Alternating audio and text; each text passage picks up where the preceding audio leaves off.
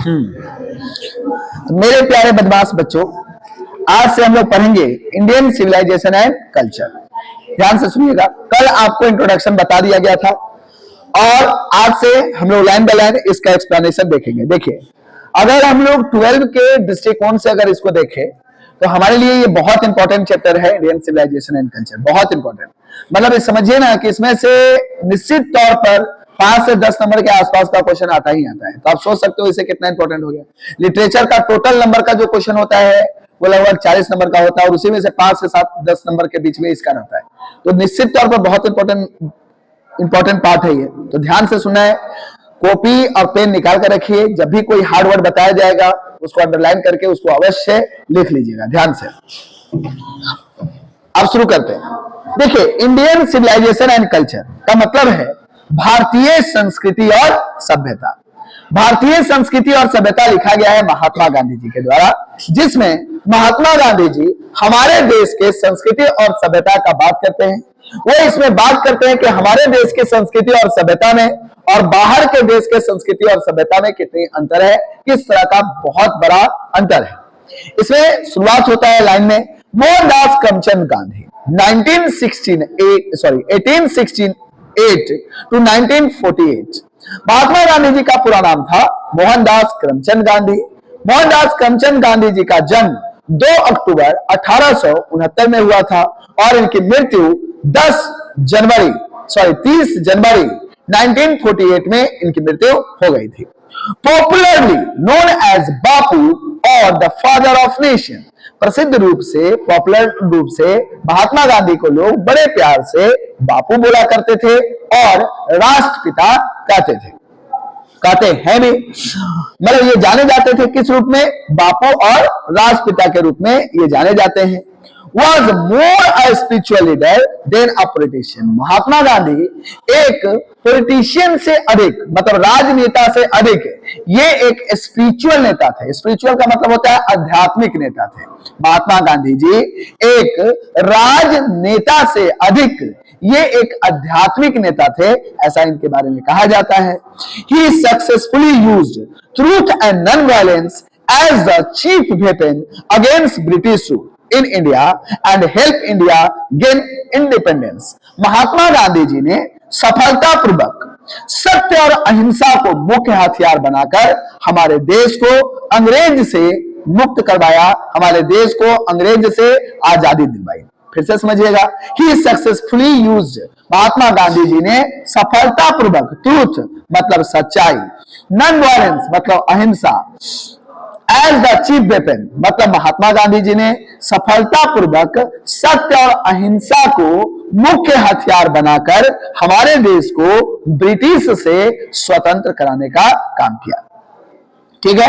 From 1915 till 1948, 1915 से लेकर 1948 तक ही कंप्लीटली डोमिनेटेड इंडियन पॉलिटिक्स, वो पूरी तरह से भारतीय राजनीति पर डोमिनेटेड किए हुए, डोमिनेट का मतलब वर्चस्व बनाए रखे थे। मतलब 1915 में जब महात्मा गांधी जी देश में आए और उस समय से लेकर 1948 तक, जब तक वो मरे नहीं, तब तक पूरे भारतवर्ष में उन्हीं का राज चलता था, ऐसा समझ लीजिए। पूरे भारतवर्ष में उनसे बड़ा कोई भी नेता था ही नहीं, इतना ज्यादा वो पावरफुल नेता थे।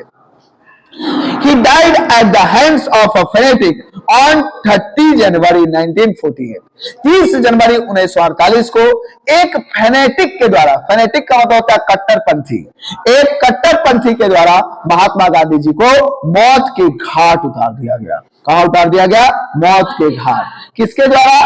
कट्टरपंथी के द्वारा, फैनेटिक के द्वारा। कब उतारा गया? बोलो ना जी, कब उतारा गया?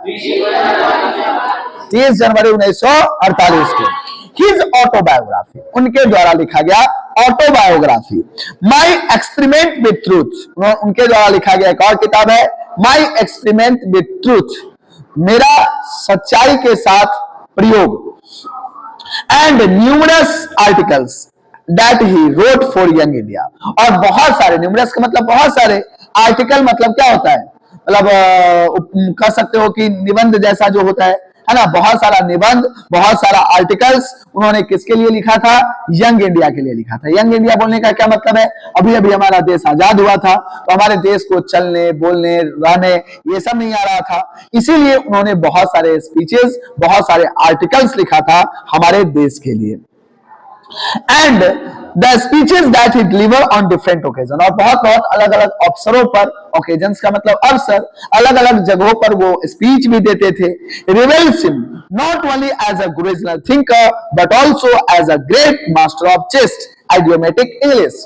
अब क्या होता था कि ये जो अलग अलग जगह पे जो स्पीच देते थे और वो स्पीच इतना शानदार होता था, उनके वजह से इनको कहा जाता था कि ये एक सच्चे सोचने वाले व्यक्ति ही नहीं है, ओरिजिनल थिंकर ही नहीं है, जबकि ये पवित्रता के स्वामी है। क्या है ये? पवित्रता के स्वामी। मास्टर ऑफ चेस्ट का मतलब होता है पवित्रता के स्वामी। किसको बोला गया है? गांधी जी को बोला गया है।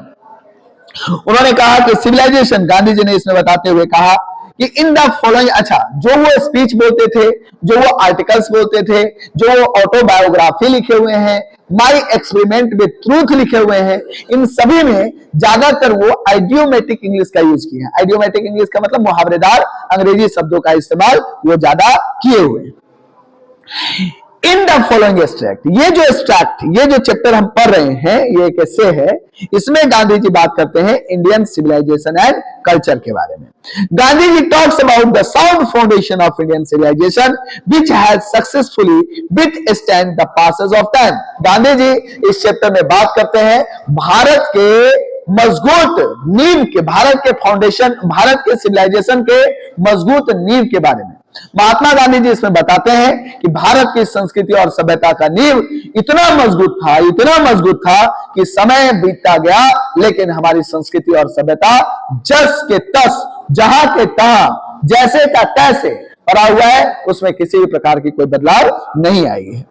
The Western civilization, which has the tendency to privilege materiality, cannot match the Indian civilization that elevates the moral beings. Mahatma Gandhi ji कहते हैं कि जो वेस्टर्न सिविलाइजेशन है, वो वेस्टर्न सिविलाइजेशन बात करता है, उनकी जो प्रवृत्ति है, वो उनकी प्रवृत्ति है इंपॉर्टेंस देना। प्रिविलेज का मतलब होता है इंपॉर्टेंस देना। किस चीज को? मेटेरियलिटी को। मेटेरियलिटी, मेटेरियलिटी का मतलब होता है भौतिकवाद। भौतिकवाद को इंपॉर्टेंस देना, वैल्यू देना उनका काम है। किनका? वेस्टर्न सिविलाइजेशन का। लेकिन हमारी भारतीय संस्कृति और सभ्यता जो है, इसका विकास होता है कहां से? मोरल बीइंग से, नैतिकता से, नैतिकवादी सोच से हमारी विकास होती है। तो इसमें बहुत बड़ा अंतर है।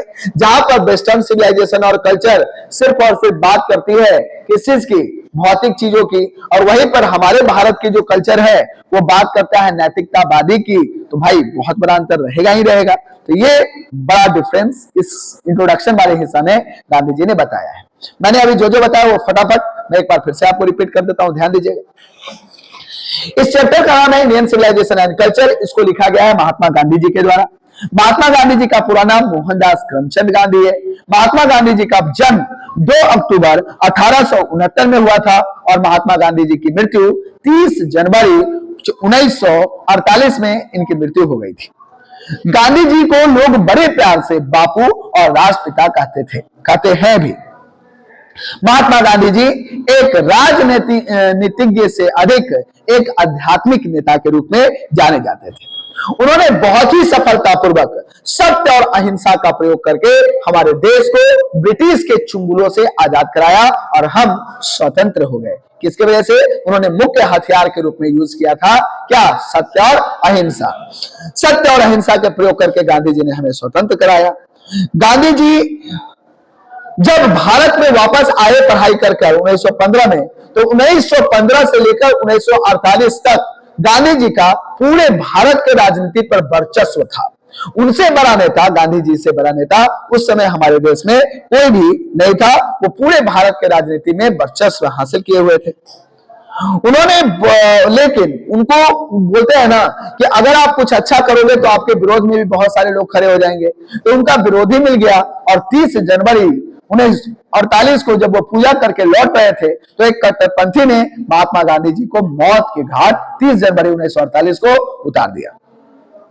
महात्मा गांधी जी ने बहुत सारे अपने ऑटोबायोग्राफी में, माई एक्सपेरिमेंट विद ट्रूथ में और बहुत सारे उन्होंने आर्टिकल्स लिखा है, स्पीचेस दिया है यंग इंडिया के लिए। और ये सारे स्पीचेस और आर्टिकल्स ये इस बात को दर्शाते हैं कि गांधी जी सिर्फ एक ओरिजिनल थिंकर नहीं थे, जबकि पवित्रता के स्वामी भी थे। उनके सारे बातों से ऐसा लगता है। गांधी जी इस चैप्टर में बताते हैं कि हमारे भारत की संस्कृति की जो नींव थी वो इतनी मजबूत थी, इतना शानदार रखा गया था कि पूरे दुनिया की सभ्यताएं खत्म हो रही थी, खराब हो रही थी, लेकिन समय बदलता गया और हमारी संस्कृति और सभ्यता जस के तस अपने जगह पर पड़ी रही। उसमें किसी भी प्रकार का कोई परिवर्तन, कोई बदलाव नहीं आया। महात्मा गांधी जी कहते हैं कि भारत की जो संस्कृति और सभ्यता है, वो संस्कृति और सभ्यता वो बात करती है किससे, उसकी विकास हुई है कहां से, नैतिकता से। वहीं पर वेस्टर्न संस्कृति और सभ्यता जो है उसका विकास भौतिकवादी है, मेटेरियलिस्टिक है। मतलब सिर्फ और सिर्फ मटेरियल चीजों को प्रदान करना, लेना, उस पर आगे बढ़ना, उस पर वो काम करती है वेस्टर्न सिविलाइजेशन। वहीं पर हमारी भारतीय संस्कृति और सभ्यता नैतिकवादी सोचती है, नैतिकता के ऊपर काम करके उससे आगे बढ़ने का काम करती है। ठीक है, एक बार सभी लोग अच्छे से लाइन बाय लाइन पढ़िए यहां तक। अगर कोई वर्ड में कहीं दिक्कत आता है तो पूछिए। तब तक आप लोग भी देखिए, मिलते हैं ब्रेक के बाद। बंद कर दें।